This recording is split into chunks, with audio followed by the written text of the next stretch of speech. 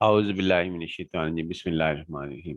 देखें जी, अब यहाँ पे एक सवाल है हमारे पास कंडीशन प्रॉपर्टी का, जिसकी टेक्निक मैं दोबारा रिवाइज करता हूँ कि हमारे पास बड़ी सिंपल सी है। वो क्या है कि पहले एक एक्सपेरिमेंट होगा स्टैटिस्टिक्स के अंदर, और फिर उसके बाद उसकी टोटल आउटकम्स हम लेंगे।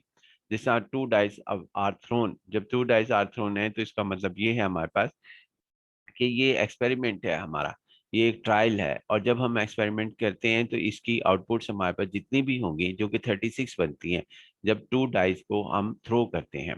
तो उसके बाद अब हमारे पास ये करना है कि इसकी रिड्यूस सैंपल स्पेस बनानी है। यानी कुछ आउटकम्स हमने लेनी है उसमें से, और उसका सबसेट लेना है, कुछ सबसेट हमने जन सा वो लेना है।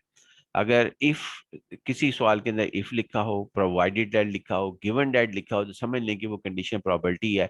और उसकी जो मुकम्मल एक्सपेरिमेंट की जो सैंपल स्पेस है, उसको रिड्यूस करना है, उसे कम करना है। तो यहाँ पे सम इज इवन है, यानी कि आपने 36 आउटकम्स थी, 1 1 2 1 2 1 3 1 4 1 5 1 6, इसी तरह आखिर के अंदर पहुंचते हुए 6 1 6 2 6 3 अप टू 6 6।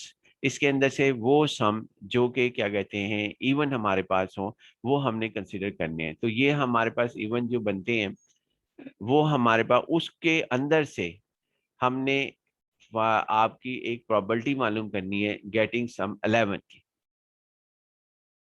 तो ये हमारा सवाल है।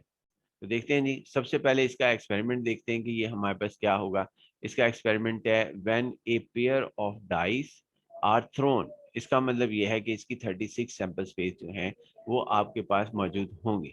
तो देखते हैं जी 36 सैंपल स्पेस हमारे पास क्या है। तो इसके अंदर 36 सैंपल स्पेस हमने जो बनाई है, वो उसके अंदर आपके पास ये 36 सैंपल स्पेस है। 36 सैंपल स्पेस है, और इसमें आगे इसकी रिड्यूस सबसेट बनाना है, यानी इसी में से कोई एक सबसेट बनाना है, चाहे वो छोटा सबसेट हो या बड़ा सबसेट हो। लेकिन यहाँ पे जो है इस सवाल के मुताबिक जो सबसेट बनाना है, वो कौन सा बनाना है, जो जिनका सम इवन हो, if the some is even. ये लिखा हुआ, ये 1 1 हमारे पास है, 1 3 है हमारे पास, और 1 5 है। उसके बाद क्या कहते हैं हमारे पास, यानी 6 बन गया, 2 2 हमारे पास 4 बन गया, 2 4 6 है, और 2 6 हमारे पास है। इसी तरह हमारे पास 3 1, और आपके पास 3 3, और उसके बाद 3 5 8 होता है। और आगे फिर हमारे पास 4 2 6 होता है, और 4 4 8 होता है, और 4 6 हमारे पास 10 है। हम तेजी के साथ बना रहे हैं जी इसको। 5 1 6 है, इवन है, और उसके बाद 5 3 8 है सम इसका। तो ये हमारे पास इवन है, और इसी तरह 5 5 10 है हमारे पास। सिमिलरली हमारे पास 6 2 8 है, और 6 4 हमारे पास 10 है, इवन है, और 6 6 ये रिड्यूस सैंपल स्पेस है। सिर्फ इनको हमने डिस्कस करना है, बाकियों को हमने जो है वो डिस्कस नहीं करना। यानी हमने जो है बाकियों को निगलेक्ट करना है, क्योंकि इसने सवाल लिखा है कि इफ के साथ सम is even, sum is even. अगर इसके अंदर ये सवाल होता कि इफ सम इज 6, तो फिर हमारे पास सिर्फ 6 वाले पेयर हम यहाँ पे लिखे हाईलाइट करते। फिलहाल यानी इसके अंदर से ये सब सैंपल स्पेस में से ये पॉइंट निकाल लें जो हमारे पास क्या कहते हैं सम जिनका ऑड है, उनको आप निकाल लें यहाँ से। ये नहीं हमने लिखने। अब ये रिड्यूस होगी सैंपल स्पेस, यानी सैंपल स्पेस एक्चुअल तो 36 की थी, लेकिन रिड्यूस होके वो हमारे पास इसके अंदर सैंपल स्पेस बन गई। इनकी जो पॉइंट्स आपके सामने विजिबल है, इनकी जो है वो हमारे पास सैंपल स्पेस बन गई। अब हम ऐसा करते हैं जी कि ये टोटल काउंट कर लेते हैं कि कितनी हमारे पास है इसमें। तो टोटल इवन सम की जो पॉइंट्स हैं वो हमारे पास काउंट कर लेते हैं। टोटल हमारे पास कितने हैं, वो 1 है, 2 3, और उसके बाद 4 5 6 7 8 9 10 11 12 13 14 15 और 16 17 18 है। तो total outcomes of the event when the sum is even, या total outcome of the event of getting sum even is 18, 18 है जी हमारे पास ये। उसके बाद अब सवाल ये है, अब अगला सवाल है, पहले तो रिड्यूस सैंपल स्पेस कर दी हमने, जो कि ये आपके पास विजिबल है, ये रिड्यूस है। रिड्यूस क्यों है, क्योंकि टोटल तो 36 थी, बाकियों को जो है वो हमने आउट कर दिया, बाहर निकाल दिया। तो अब इसके अंदर से सवाल ये है कि find the probability of getting sum 11, sum 11 हासिल करने का। तो अब आपके पास कितना होगा जी, सम 11 हमारे पास करना है। तो सम 11 हमारे पास कितना होगा, सम 11 देखें जी, इसमें कोई है जिसका ये 1 3 4 है, 1 5 11 हो ही नहीं सकता क्योंकि ये सारे इवन वाले हैं। आप देखें ना, 5 5 10 है, 6 4 10 है, 6 6 12 है, 11 नहीं होगा। तो total outcomes in the event of getting sum 11 is 0, कि उसके अंदर तो कोई आउटकम नहीं आएगी, तो 0/18 होगा। तो आंसर जो सा होगा वो हमारे पास 0 होगा। लिहाजा इम्पॉसिबल इवेंट हमारे पास कंसीडर होगा इस रिड्यूस सैंपल स्पेस के मुताबिक।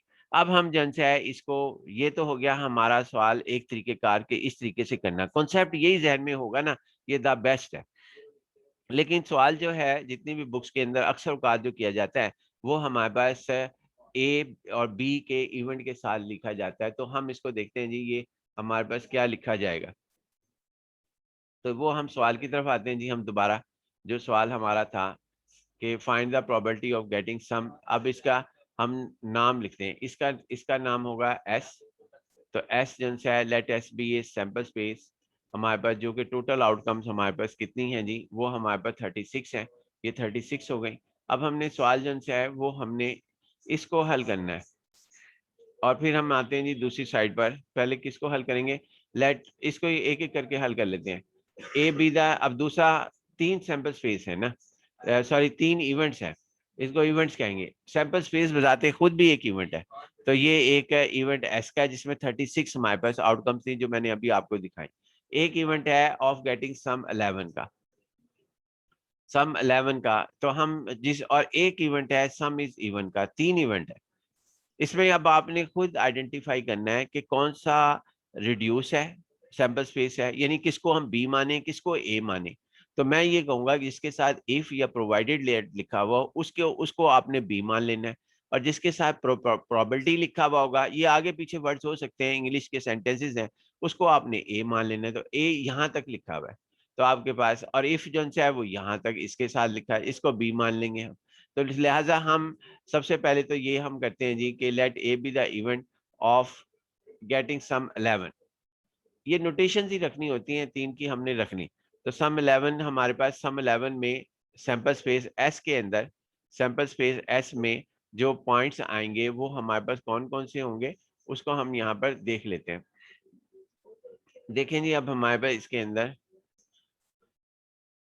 Total out, let A be the event, आप जो है यहाँ पर let A be the event आपके पास ऑफ गेटिंग सम 11। तो ये 5 6 6 5 है, टोटल आउटकम 2 हो गई। प्रोबेबिलिटी ऑफ ए हमारे पास ये हो गई। जब भी हम कंडीशनल प्रोबेबिलिटी की पहचान मैंने बताई थी, इफ आएगा, प्रोवाइडेड डेट आएगा, या हमारे पास क्या कहते हैं सो डेट आएगा, सच डेट आएगा, ये कंडीशंस के अंदर ऐसे लफ्ज का इस्तेमाल आएगा आपको। अच्छा बहरहाल ये अब हमारे पास इसके बराबर आ गई इसकी प्रोबेबिलिटी, और ये 2/30 से इस तरह भी लिखने पर आपको मार्क्स मिलेंगे। यानी ये नहीं होगा कि आपको इनके मार्क्स नहीं मिलेंगे, बेशक सवाल मुकम्मल हो या ना हो, लेकिन क्या कहते हैं आपको इसका अवार्ड जरूर मिलेगा।